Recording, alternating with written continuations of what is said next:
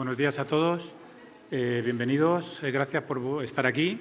Mi nombre es Nicolás Fichtel, soy secretario de la AAI, Asociación de Autores de Iluminación, que junto con OISTAT, que es la Organización Internacional de Escenógrafos, Técnicos y Arquitectos Teatrales, y por supuesto AFIAL, son organizadores del evento de hoy en concreto, que inaugura el ciclo de conferencias en AFIAL 2016. Muy brevemente os voy a presentar a Yaron Abulafia, que es el invitado que tenemos hoy. Es un conocido internacionalmente diseñador de iluminación que ha trabajado, ha hecho múltiples producciones, cerca de más de 200 producciones de danza, de teatro, de espectáculos, conciertos y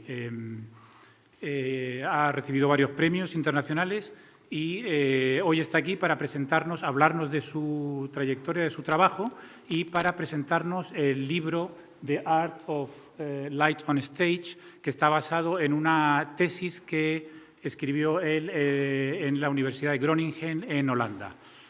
Ha trabajado con compañías muy conocidas como el Netherlands Dance Theater, el Rambert Dance Company de Londres, Staats Ballet de Berlín, en fin.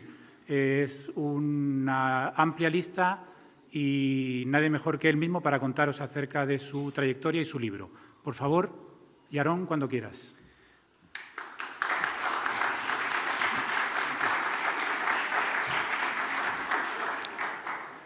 Good morning. I have to stand here. Good morning, everyone. I'm very happy to be here, and I feel it's a privilege to present you some of my work and also my academic work here at AFIAL. I want to thank first to AFIAL for this kind invitation with the support of OISTAT Spain and the president of OISTAT, Mr. José Luis Ferreira, and for AAI, the Spanish Association of Lighting Designers, Mr. Nicolás Fichtel. I'm very happy to share with you some of the ideas that I have about the different functions that light has on stage, as well as more advanced ideas about light in contemporary theater, in the theater of post-drama. We'll get to this part later in my talk when I will discuss the book. Maybe just a little bit to add about the background of me as a lighting artist. I started as a visual artist, as actually a painter and sculptor. And when I was 18, 17, I realized that actually light is the medium that I would like to work with. That light and atmosphere and the way I can affect the imagination of spectators is more appealing to me than material paint or sculptures. But still, I was thinking about light as a tool to create installations. So the stage was never for me taken for granted as the stage legs and the backdrop and everything, the very traditional way, and repertory lighting plans that most big companies, especially dance companies or opera houses, usually offer us lighting designers, were not appealing to me to work with. I always try to push the boundaries and to really start from the image I would like to create, and not from what the theater offers me. So the process starts with thinking about what does the light have to do, what does light have to make us feel or think about, which kind of associations I would like to evoke with light or sensation, and then thinking how to make it technically. So it never starts with a symmetric lighting plan, side lights, backlights, and so on. I would like to share today two pieces that I designed one is in Staatsballett Berlin, the open square, where you will see very soon that the lighting design is very non-conventional, not traditional, And the second piece is actually, it's performed here in Spain. It was created before for Amsterdam and for Rambert, but Nacional Compañía de Danza here performed it, and this will be the second piece that I will show just bits of it today. I will start with a trailer of the Open Square from Berlin, the Komische Oper Berlin, where, the Komische Oper in Berlin. The piece is called The Open Square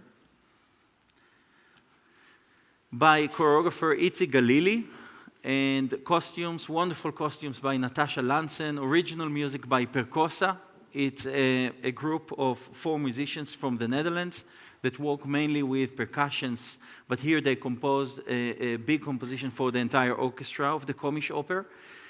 What is really striking is that, you will see soon, part of the performance was done with a time code, with very accurate lighting transitions.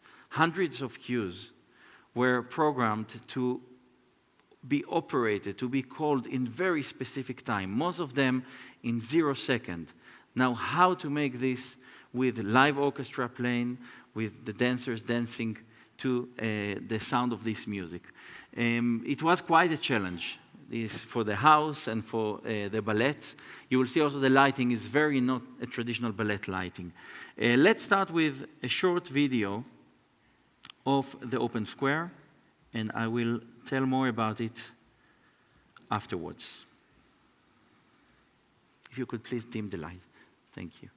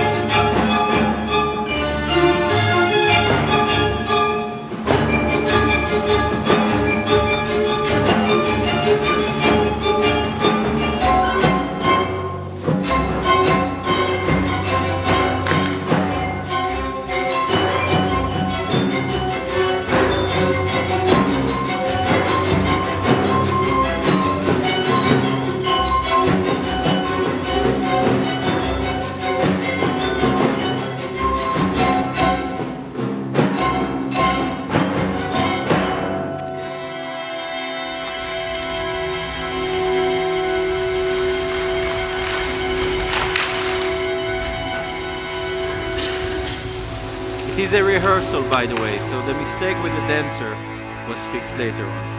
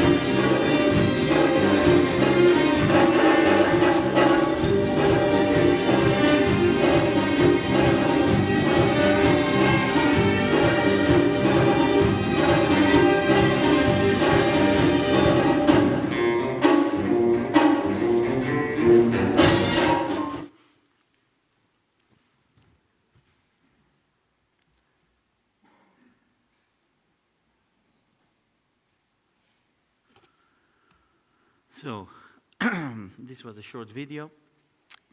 Just to show several photos here that can show a better quality of the images. If you could just please kill these two Fresnels, because it's quite dark there. Thank you. So actually, the engagement with the public starts already at the lobby, at the foyer of the opera. Pairs of dancers approach audience members, and they greet them for coming to the performance this evening, and ask them if they can take a photo with them as a souvenir. Later on, these photos are used on stage, as you saw in the waltz section, with this big room made of power frame. And then on stage arrives this dancer and starts talking to the public. It sounds like a speech. He says that it is a 700 show this evening with the company, and so on. And from this, what seems to be like a normal speech, which is very carefully directed, starts the sequence of the performance. Just in view of time, I will run very quickly in order to reach all the things I want to show you today. This is a better photo of the first section that you saw with the puppets. We called it the puppets, with the puppeteer that is releasing himself. By the way, in the speech, the dancer also addresses the relationship between dancers and choreographers, so also the politics within the art world is mentioned there. And then with this association in mind, you see the image of the puppets with the puppeteer that manipulates all these bodies in the space. This is another photo from the side of the puppets. And just to show you very quick sketches that I sometimes do, not in order to present them, very roughly, very quickly, to think about light in graphic terms. Here, for example, I thought about the spiral heaters. It's a very old-fashioned machine, you know, like that generate heat and also red light. So I thought about hanging such. In another piece, I also used flea burners that are creating purple, violet light, pale violet light. And all these things bring associations, context, by the way we use these objects in daily reality and hear differently in a poetic context on stage. Another example, I thought about a grid. By the way, the piece was called the Open Square. The design included 36 squares, but about 2 months before the premiere, I heard from the opera house, sorry, we cannot focus 36 squares in the Komische Oper. So what you saw eventually with circles was a compromise. But this was, for example, an idea with gobos, creating frames like rooms or different cells so dancers can dance inside and with some saving lamps above. Eventually, I did use the system of the bulbs that were hanged above the stage. This is the solo, and what I didn't show you in the video is that when this dancer ends her solo, the bulbs start very slowly moving to the sides. Actually, dancers, between the stage legs, invisibly, pull very slowly the black electricity cables. And then they appear on stage with the bulbs and do the section that you did see in the video.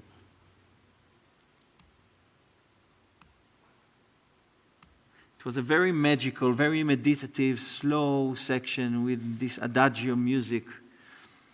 And the choreography obviously had to consider the cables and how to hold the bulb if you let the bulb fall, how to secure it with the cable. Everything was done with the, working with the technology.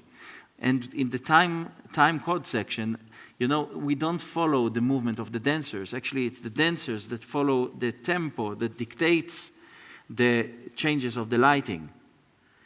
And it has been done with a click track, so the conductor hears in one ear, in one headset, a sound like sometimes the letters for the bars, and he has to conduct the orchestra according to this tempo.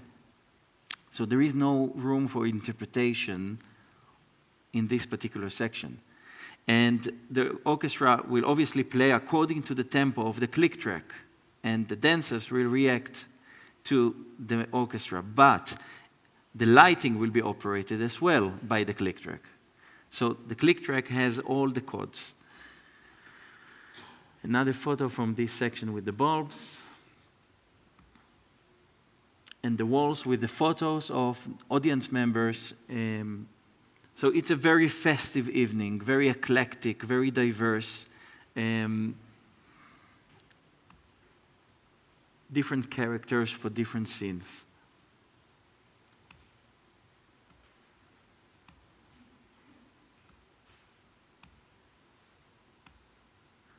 This was an idea for Gobo about the frames that I showed you before and some rendering. I usually don't use rendering softwares, but in this case I tried something to show something to the company and different possibilities with it. And all these, all these specials had scrollers, 36 scrollers, that we actually cut special order of colors and specific colors for this production.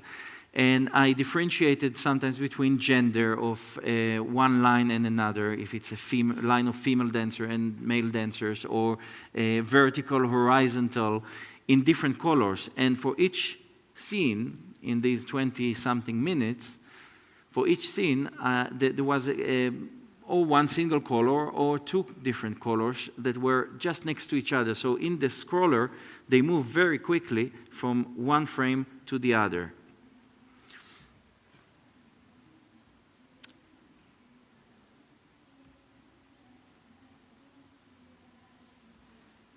And this is example how I worked with the choreographer and the rehearsal director. On one side, on the left, you see dancers. And with my marks, I marked the cue numbers and the time code. We programmed all the cues in advance, 2 months before the premiere in Berlin, beginning of April 2012. And all the cues were already in with their time code, with the right palette for the color. And it was very easy to decide, oh, no, actually we want a different combination of colors in the scroller. So I thought about an alternative. Everything was done with intensity palettes. So very easily I could change, because we are talking about more than 200 cues just for 20 minutes. So everything had to be programmed very efficiently. And the time, as you know, in opera houses is extremely short. And this lighting plan was hanged especially for the open square. So there was very, very short time.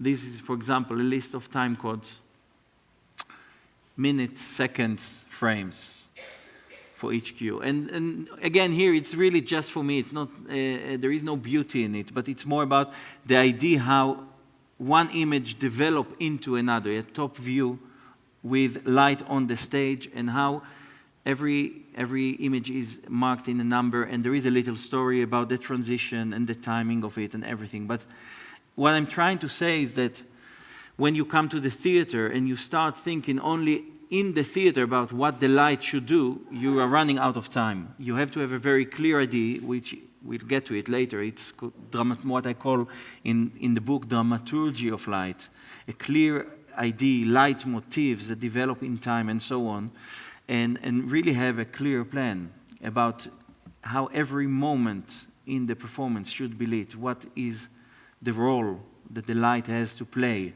Like a performer, light is a performer, is really the sculpture of space. It's not a decoration, it's not only illumination.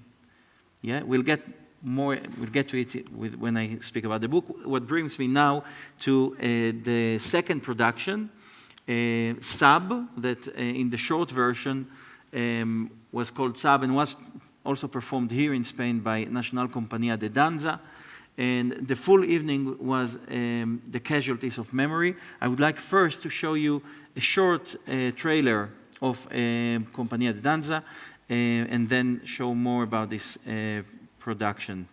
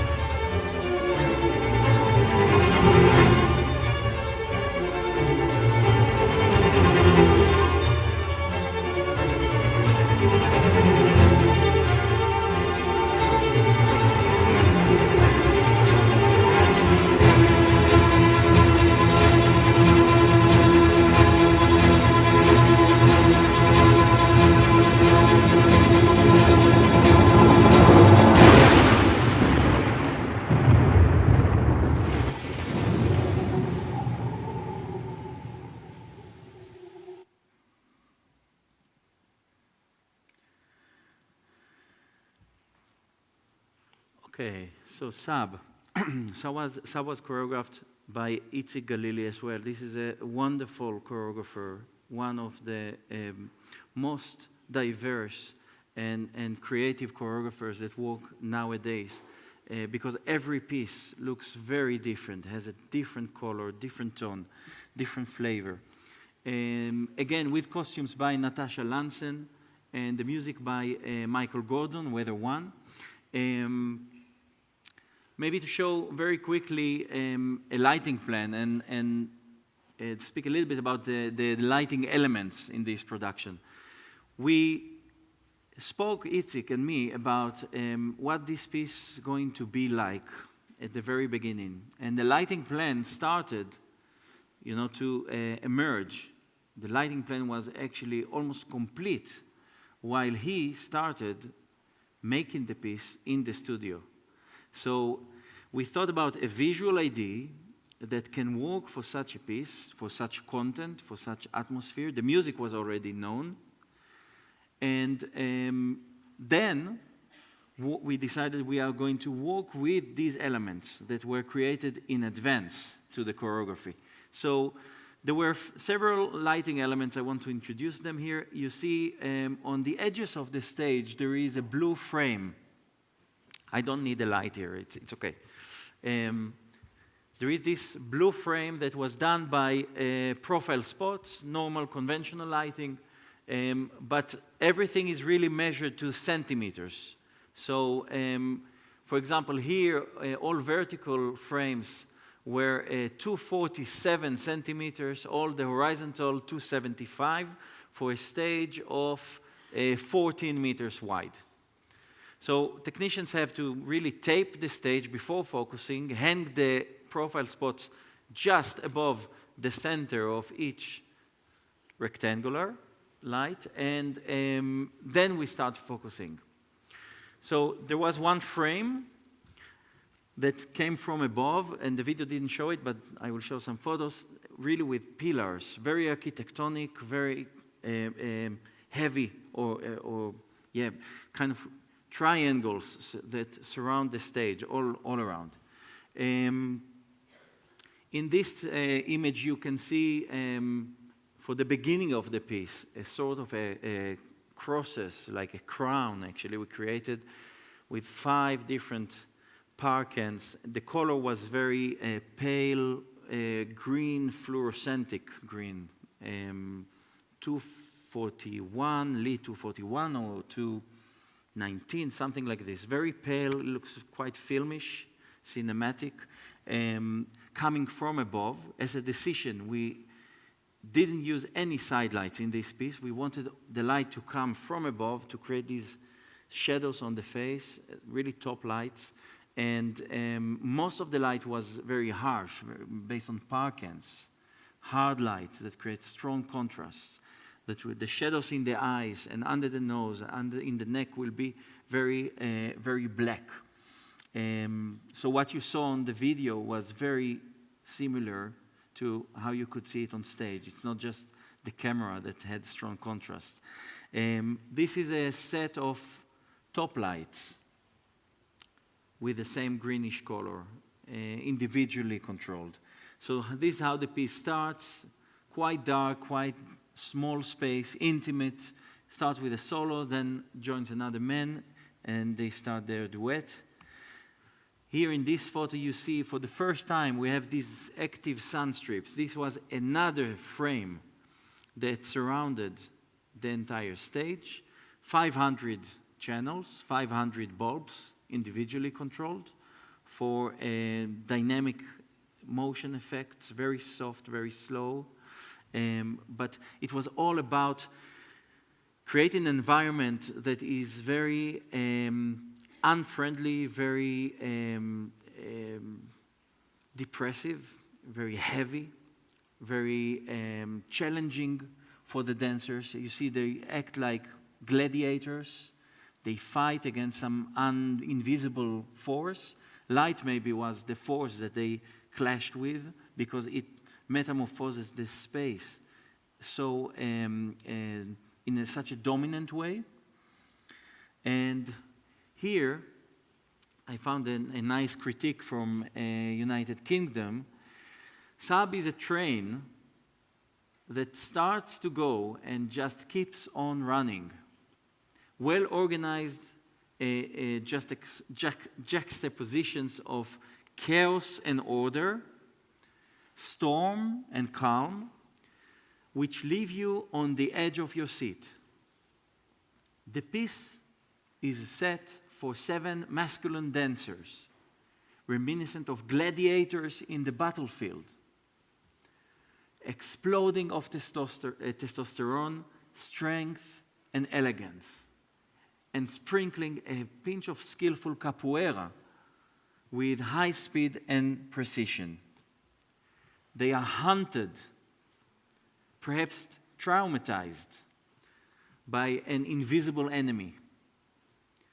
And the light plays the role of a force majeure by metamorphosing their surrounding and their look, the look of the dancers. The 7 men dance for all they are worth, taking risks with their own force and in last-minute catches. In this photo, you can see part of the frame on the side of the stage with these triangles of light that I mentioned earlier. And before finishing with this project, I would like to bring this critique as well from the UK that was published in the website Writing About Dance by Nicholas Mintz. And I quote him, "One thing that can be seen from above is pattern. Fortunately, there is plenty of that in Itzik Galili's Sab. And the lighting by our own Abulafia is particularly sculptural. The scene is set for a work that is in turn hard-edged, nervy, and menacing. These qualities are laid down on each layer of music, choreography, and lighting, giving a sense that Sab has been choreographed in light as much as in movement. Abulafia has created shadows on the stage in which a line of dancers will lurk while duet or a trio takes place in the light. So dancers are coming into the light and out of the light, appearing and disappearing just as we want.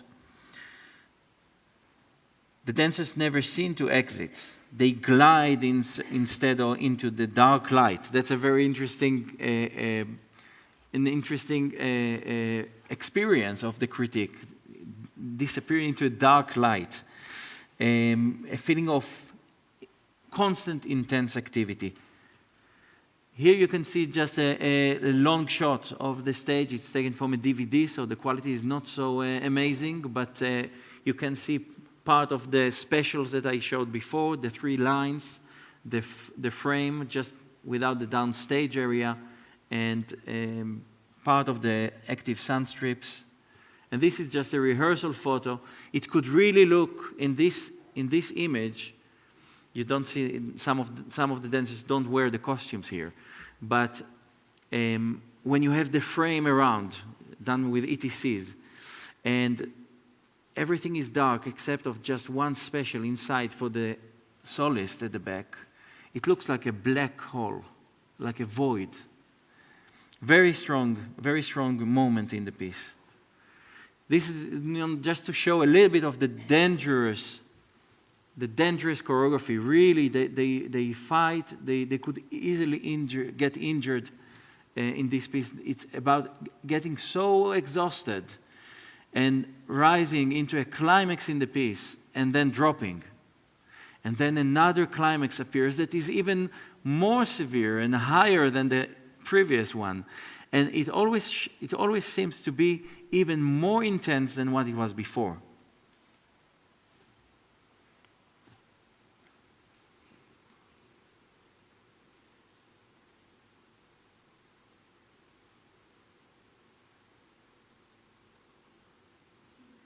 You know, in this scene, for example, with covering your head from above, and the light is so dramatically coming only from above, and sculptural, three-dimensional, it feels as if every beam, with the use of a haze, is tactical, almost tangible. You can even touch it almost.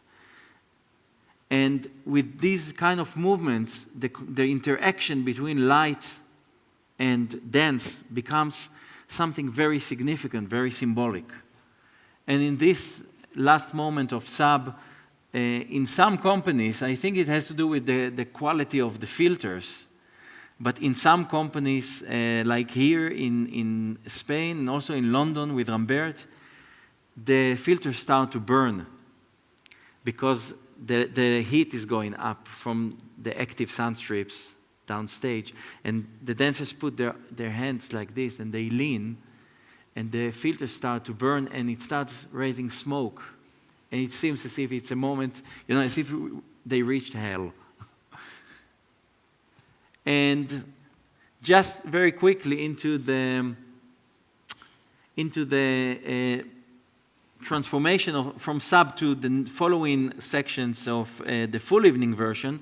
Basically, all the active sun strips were motorized, were connected with black steel wires to 11 different fly bars, connected to computer. This is a Turin production in the Netherlands. So every day, the dance company of Amsterdam, I mean, now I'm jumping to the full-length version of the piece. In Amsterdam, they toured the same piece, sub, with some extra scenes, and flew over all these active sun strips, and they toured every day to a different city. So you start in the morning, you connect everything, at 5 o'clock you deliver the stage. See how complex it was. This is just a rehearsal photo, but everything, all these active sun strips were actually separate pieces. And the very first moment, there is a blackout, and I lift the active sun strip, the frame, slightly higher, and then lit inside, and bring the light in the frame just very, very low, very softly. And it seems to you as if the dancers are underground, because we established a horizon of the stage in the men's section, and then suddenly it moved. You don't see it in action. You see just the new angle, and it makes you feel as if a bit disturbed.